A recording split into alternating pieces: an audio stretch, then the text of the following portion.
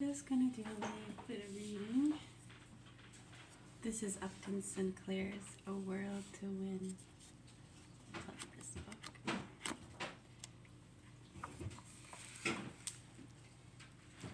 Page 250.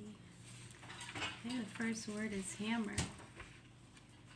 It doesn't mean a thing. I was just observing.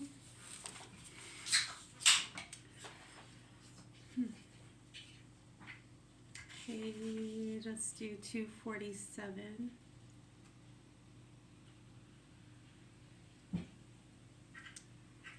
Oh, 246. I apologize, my pronunciation with some of these words. I won't tell you where. You might be able to resist the temptation. Dick's wide mouth spread most of the way across his face. So great was his amusement. At least you can tell me what you plan to do with them. I am going to build the greatest museum the world has ever seen.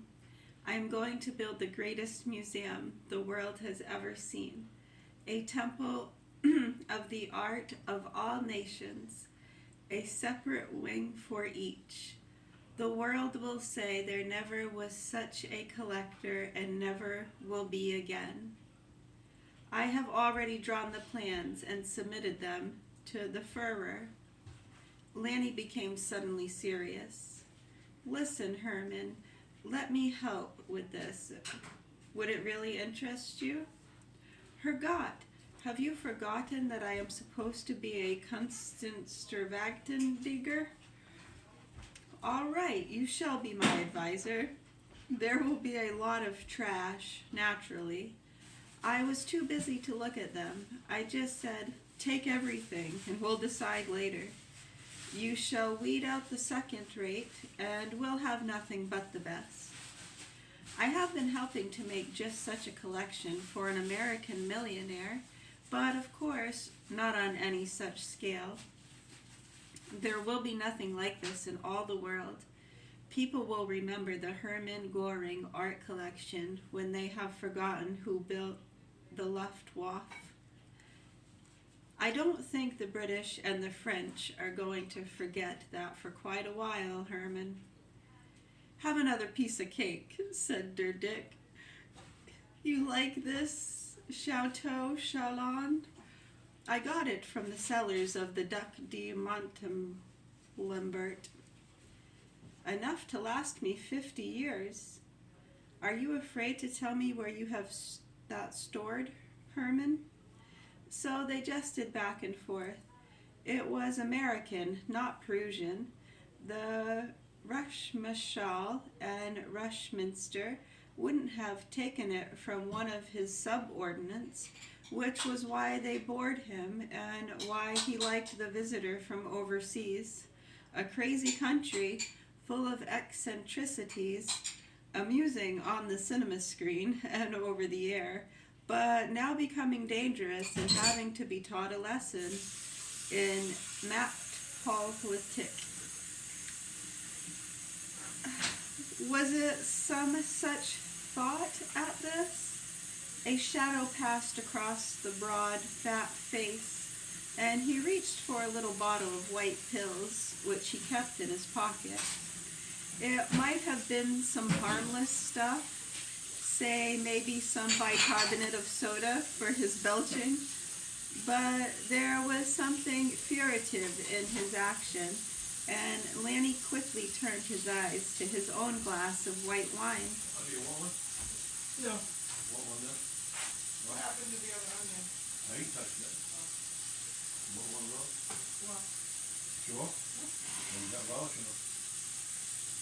Those are cute. That one. Are those new? No. I just never wear them. I haven't seen them in a while then. Where'd you dig those out of? They were in my closet. Oh, I She like it. looks striking. But It's very nice. no, I don't wear them. Striking like lightning. She looks striking.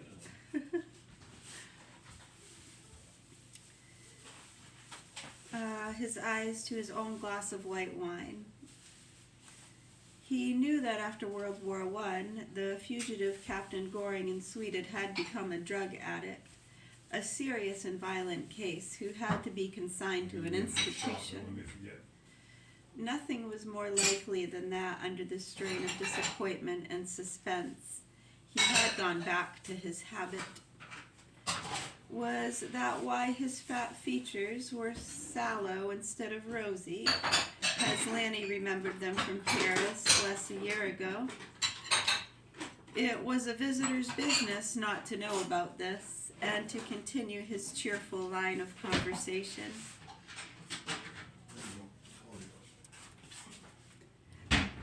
Lanny Budd had emptied his intellectual purse.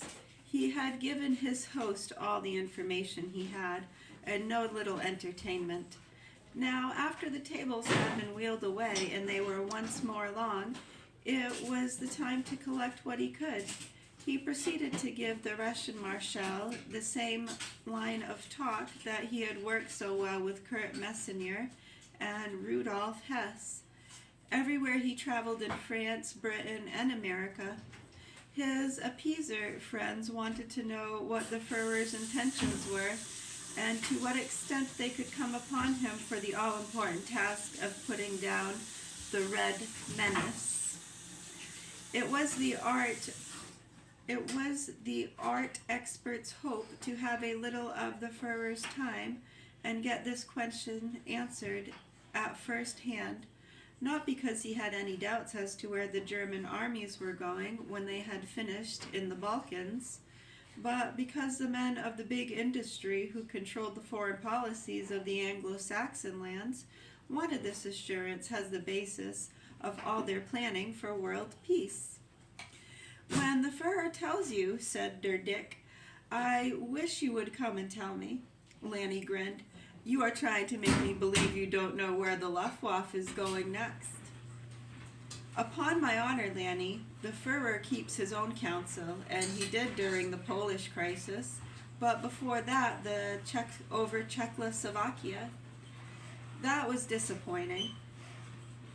Goring was a far more intelligent man than Hess, and wasn't going to swallow Lanny's bait so quickly.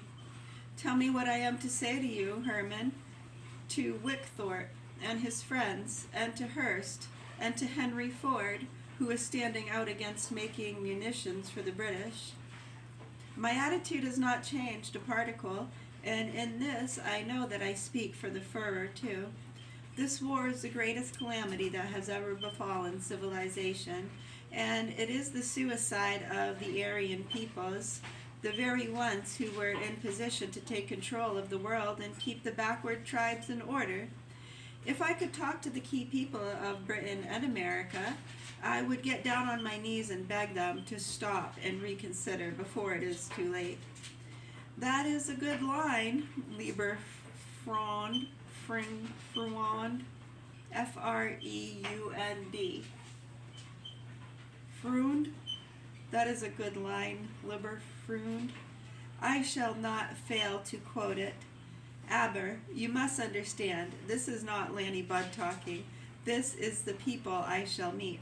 They say Germany has a deal with the Bolsheviks now. No man with any sense could fail to know that this is a maneuver, a temporary device. The West forced us into it.